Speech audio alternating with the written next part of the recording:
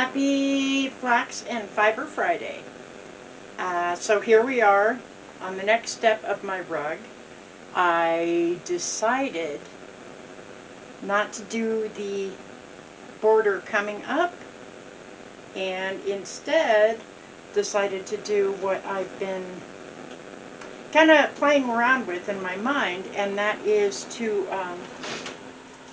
rug hook little squares. The die that I ended up having, I think, came out really a really good match, and it was just a combination of several of my natural dyes, like I was saying before, and then a pinch of salmon acid dye, which gave it the nice peachy tone, so that I think it really blends in better with that. I have never actually rug hooked before, but it's something I've always wanted to try. And another rug that I am working on, I went ahead and did an experiment piece, and it will go in the corners with this particular woven band, which I'm not super happy with because I used the variegated yarn, so the design didn't show up really well, which is good because then my mistakes didn't show up either. So that's supposed to be a starfish, and I just used a basmati bag of rice, which is the kind of rice I always get, which has a good burlap on it. So that was my experiment. First of all, to see if I liked rug hooking, and to see if I would like the effect. And I think it's a good thickness because it matches this really well. And so it will match my rug when I do a design. Well, I already did a design up, and I will show you that. So that is a design that I drew up, and I measured the width of the bands, and so I already washed this, so hopefully it won't shrink much, but I can adjust for that. So that's the width, and then I'm going to do a border, and I'm using wool yarn that I had gotten back in 2020 to do sort of art stuffed animals, and it online, I forget where I'd gotten it, but it was only $1 a piece, and it's Waverly wool colors. And oh, I can get the website down there, I guess. And it's 8 yards of a 3-ply, and it comes in lots of colors. And I found that 2 strands worked good for the rug hooking, which again is completely new to me. And as per usual, because it's me, I knew from looking into it and having attempted it before, I needed something more stable and an actual rug hook. So I bought one online on Etsy, and I will put the link in there. It came really fast, and I guess it's a good name from my research, and so I'm happy with it. And yes, a crochet hook. I even tried a latch hook. Nothing else was working, but this made it doable. But another thing that I had seen lots of people do is buy frames. Well, I couldn't afford a frame, so as per me, I made one from scrap lumber that I had lying around. And I thought I want it to sit on the bed or to be in my lap, because I don't work well at a table. So I wanted a good angle on it, and I'm only doing small pieces, so I'm not doing a rug. So this is thin plywood, which I'm a firm believer in, and I notched out the wood here so that my embroidery hoop sets in there, and I hinged it with leather, and then I have a leather strap with the nail, and voila! So my frame is not going to move around that much, and it gives me plenty of access under and under here, and it's a good position to put in my lap, and I don't have to bend down too far to see it. So I am super excited that worked out for me. So another thing, because my brain has just been filled with different ways to make rugs, because I love rugs. So this orange one, that's definitely mine. But I would like to offer some for gifts for people, and do ankle weaving bands, and then the tablet weaving bands.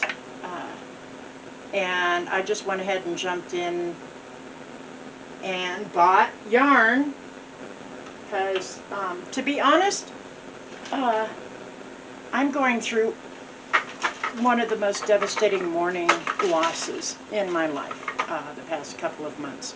So creativity is my sanity, and I went a whole year without buying any supplies. So you know what? I'm good. I will buy supplies.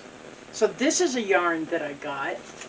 It is called Yarn Bee Eternal Bliss, and it's mustard, and it is the yummiest feeling. Okay, it's not a natural fiber. What is it? I don't have my glasses on. I want to say it's acrylic or something. But you know how you see really soft things and you touch them and all of a sudden it snags on every imperfection in your fingers? This doesn't do that. And I washed up a piece and it feels like it's going to come out still fluffy, not like a stuffed animal that you wash and then all of a sudden the hair is horrible. I already have sort of a terracotta one done, and it's a little bit more for my table loom to handle, so fortunately I'm weaving on my bed, so when I tighten it down I have to lift it up, but there's enough give in the bed. Perfect little bath mat, and at 30% off, I think the length of this, because I forget how many yards. Again, I can't read without my glasses. Let me see if I can see it. I think it's not very many yards. It's not 100. Let's see if I can read that. I think it's 28 yards. But because it's thick and it weaves up quick, I think I measured the orange one, the terracotta one down here, and it was actually like 26 inches long. So that's a nice little size, and especially when I put the trim around the outsides. Of course, I'm not finding the yarns that match, so I'm not happy about that. But that's another struggle. And you can see, because it's so bulky and it's just a table loom, I don't have a big enough shed. So I pulled out probably about a third of the ball of yarn and wrapped it around this a few times, and then I'm just taking it through and then pulling it until I get to the end of it. And that doesn't take, hopefully there's no knot, no, that doesn't take a lot of time, especially since it's such a thick fiber that it weaves up quick, so I don't mind doing that. And it's just, oh my gosh, it's just yummy and spongy and feels like it's almost like a ½ an inch thick. So I'm excited about that. I will keep weaving and then come back and show you connecting this end to the new end. So I'll be right back.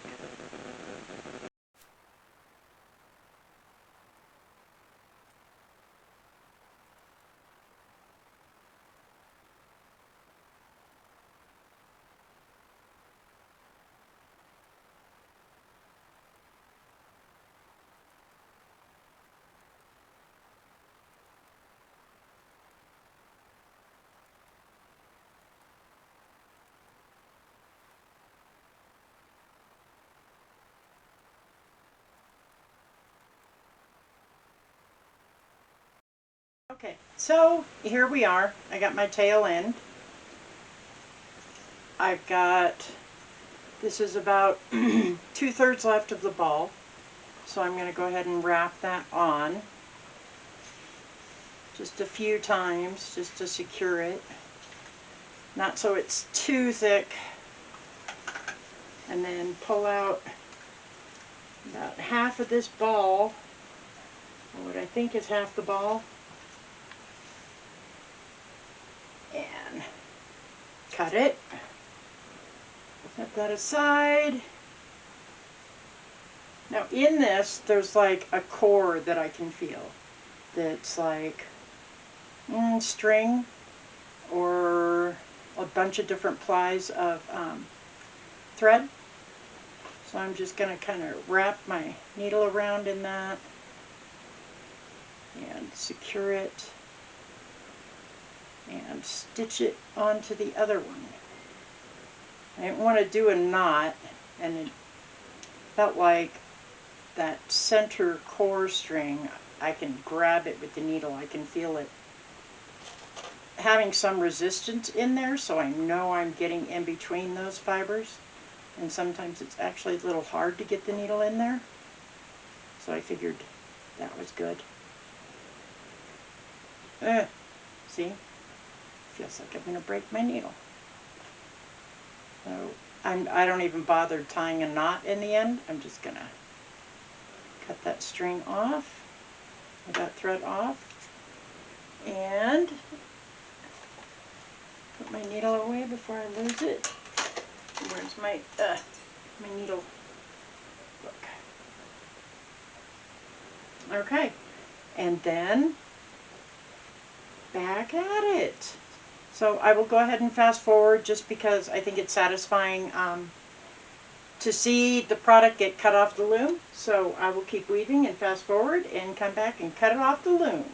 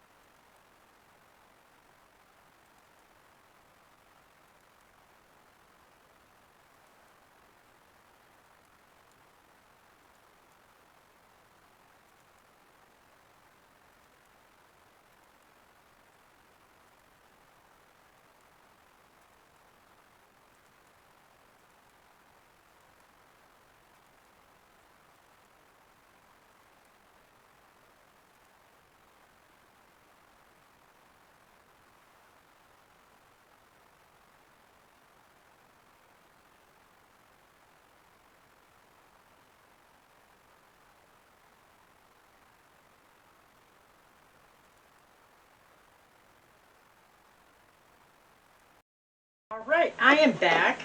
A little bit of changes or developments. Usually when I warp my loom, I warp way too little for the project that I planned. And I always try to add extra and I always mess up. But this time I was able to actually have enough to use up the rest of my wool that I had bought from Lithuania because I wanted a long runner. So perfect. But you can see, I think that's pretty packed there. So it was an interesting challenge. I didn't end up with too much that I feel horrible about wasting on my warp. If the roll was skinnier, I would have gone ahead and woven up like a placemat or something, but I don't know that I can get that any tighter. So I am gonna cut these, and then we will see what it looks like. There we go. We got that. Unhook that. Scoot the loom down. I'm gonna have to lift it up. Oh, see, that's a nice runner. That's probably that's probably like 30 inches. So I'm happy with that. It's a nice runner. I don't know what color I'll dye it or anything. So There, we got these yummy, just yummiest rug. So I will cut that and carefully knot it. And I have 3 rugs. I'm excited. I also wanted to note, thank you, shout out to Jennifer. Yes, I knew there was a way to use spit, but this is for connecting 2 strands of my wool. But it was so thick, and it's 4-ply, so I dipped it in water, unraveled it, and then rubbed it in my hands like that to almost felt it. So that's how I connected whenever I had to wind a new bobbin. And as for my dent, I was using a 6 dent. But for this stuff, I realized that I didn't need the full 6, so I went every other one. So that's actually a 3 dent. And my warp is cotton. I have cotton rug warp that had a tiny bit of polyester in it, and then I just had some cotton yarn that I used for the middle parts of it. So there we go. I am excited. Yes. Nothing cozier. Cozy is my mantra these days. Nothing cozier. Gosh. Okay, so thank you for joining me, and I will see you next week, hopefully with my rug, having my little rug hooked pieces ready to go, and likely some other progress on other things. But I'm in love. I'm proud of myself. So there we go. See ya.